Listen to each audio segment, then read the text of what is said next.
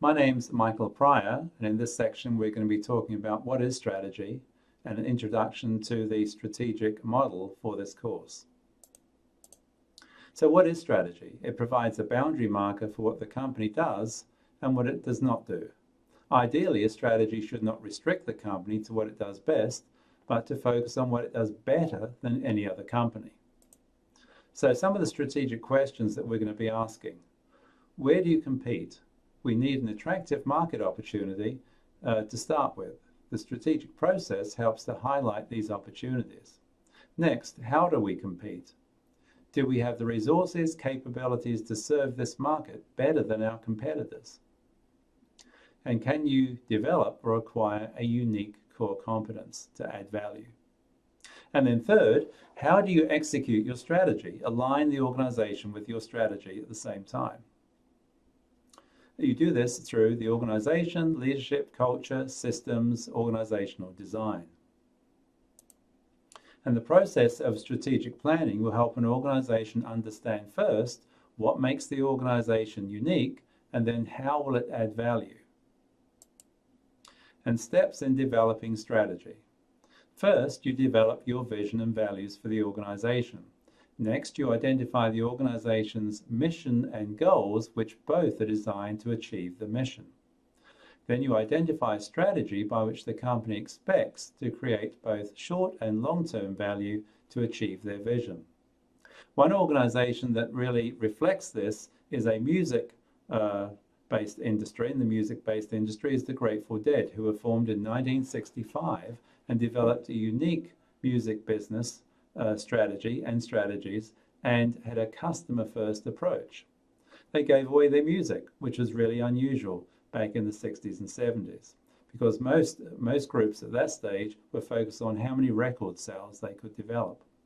They experimented with direct mail marketing and social engagement in ways that had not been seen before. In many ways, scholars consider the Grateful Dead the band that turned the recording industry on its head and changed it forever. Instead of using its concerts as a vehicle to boost record sales, the group encouraged fans to bring recording instruments to their concerts and share those recordings for free as a way to build loyal fan bases and boost concert attendance. And the key here is they made more money out of concert attendance and selling tickets to concerts than they would have selling their recordings. The group also did away with third-party ticketing services and instead sold tickets directly to fans, which increased their margin on their concert sales. So again, it was an integrated strategy. So if we fast forward to 2015, 50 years after that band was founded and 20 years after their frontman died, the surviving members on a tour in 2015 made $52 million. So even 50 years later, a solid short and long-term strategy worked for this organization. So in this course, we will discuss the scope of an organization, which is the activities the firm will participate in, the markets, which is the markets it will participate in, what advantages will ensure that the company can compete, and the environment, market factors that influence the competition. The industry, develop the skills to actually lead the industry, and finally resources. What are the resources required to compete? Now, strategic planning is thousands of years old. One of the first proponents and one of the most famous books on strategy is The Art of War, which outlines Sun Tzu's concept of strategy. And some of the ideas and concepts are on the left here. Win without fighting, achieve the objective without destroying it. Deception and knowledge, win the information war. Shape the enemy, in other words, shape the industry and the marketplace. And character-based leadership. So many of the items you'll find in this book apply equally as they did thousands of years ago and today in our dynamic business environment. So I'd suggest you get a copy of this if you haven't read it, or go online and read an outline of it. It's very interesting, and it can be applied today to every organization. So what is business strategy? It's the direction and scope of an organization over the long term. It achieves advantage for the organization through its configuration of resources within a changing environment. So as the environment changes, the configuration of its resources changes as well. It helps to fulfill the stakeholders' expectations, makes the right assumptions about the future to gain a competitive advantage. So successful strategy rests on unique activities.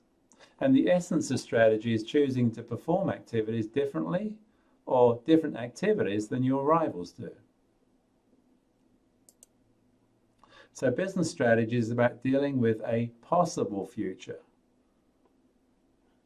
And this is all a matter of your perspective, or the perspective of the person that's writing a report. So, for example, if you're reading a report about an organization, it depends who wrote it. Was it the CEO, Chief Financial Officer, Chief Marketing Officer, the IT department, or is it the customer from outside the company writing about the organization? And each one of these has a completely different perspective. For example, the Chief Financial Officer is primarily interested in the financial status of the organization and how can he reduce risk. The Marketing Officer is primarily interested in how can he gain more market share, gain more customers. And the IT department, again, how can they improve the networking of the organization both internally and externally? So again, when you're reading about an organization or doing research, understand who wrote the paper that you're reading. And that's why quite honestly, the best way of finding information about a company is through an independent source who takes an independent perspective of the organization. So let's look at traditional strategic planning. Traditional strategic planning is rooted in quantitative data, numbers, facts, figures, the assumption that past dictates the future. So, for example, if we're looking at a motorcycle racer from the 1920s, and again, how would you generate money from this today? Or is there something different you can do? How could you make this unique? How could you add value? So, dynamic strategic planning is based on you, the planner. How can you make a change? How can you add value? So if you were thinking with inside a box, you would never have thought about the X Games or anything like this in terms of motorcycle events. But the limit is you, it's not the plan. So as a planner, as a strategic planner, you need to be able to look outside the box and see all the possibilities. So complexity is your enemy. And as Richard Branson says, any fool can make something complicated, it's harder to make it simple. So again, simplification so everyone can understand it. That's key in strategy. So one of the other things that's very important in this whole process is internalizing the different concepts, ideas, theories, and models, and being able to work with all of those and network them together. So as we go through this, as you download this in your subconscious, eventually what we're going to ask you to do is put these together so we can come up with a unique value for the organization you're working with or you're consulting to. So the strategic process requires you to step back and suppress the ego's role. You can't work for a company and do strategy without stepping back from it and taking a wider view of what's going on in the whole industry and the global marketplace and the different business environments that you touch. This enables the individual to process information, see connections, and employ the best strategy. But it requires you to step back from the organization and view everything that's going on around you. Strategy is about creating a window of opportunity. That's the time period in which a firm can enter a new market. There's two primary phases within a life cycle of an organization where you can do this. One is at the beginning of the life cycle curve, and one is at the mature stage of the curve. And we'll be looking at those as we work through this course.